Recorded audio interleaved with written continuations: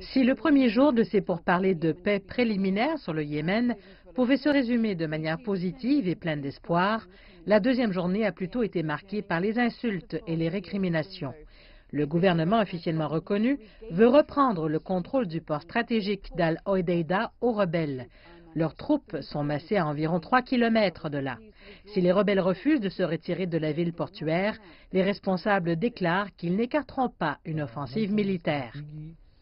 Ce port est stratégique, c'est essentiel pour nous et tous les habitants du Yémen, surtout pour minimiser la crise humanitaire. Nous voulons qu'il soit repris pacifiquement et que les Houthis se retirent pour que le ministère des Transports puisse le gérer.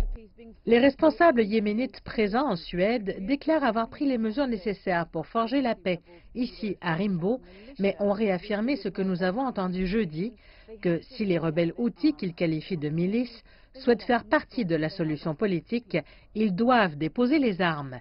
Mais les Houthis faisaient preuve de moins de conviction, ils laissent entrevoir qu'ils espèrent la paix. Lorsque vous avez besoin de trouver une solution, vous ne pouvez pas dire que cela est dans ma tête et que c'est la manière de la résoudre. Ou d'autres parties disent que c'est la manière de la résoudre. Nous pouvons trouver un moyen qui nous convient à tous.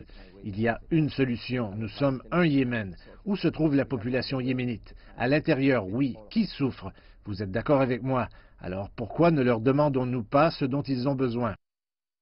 Il faut maintenant espérer que les deux parties vont se parler et vont créer une dynamique. Peut-être que tout ne sera pas réglé ici en quelques jours à Stockholm, mais l'important c'est que les parties acceptent de se parler et surtout acceptent de se reparler, c'est-à-dire se retrouvent de manière régulière pour poursuivre les discussions. C'est un sujet très complexe, les choses prendront un petit peu de temps, mais l'important c'est qu'on se parle.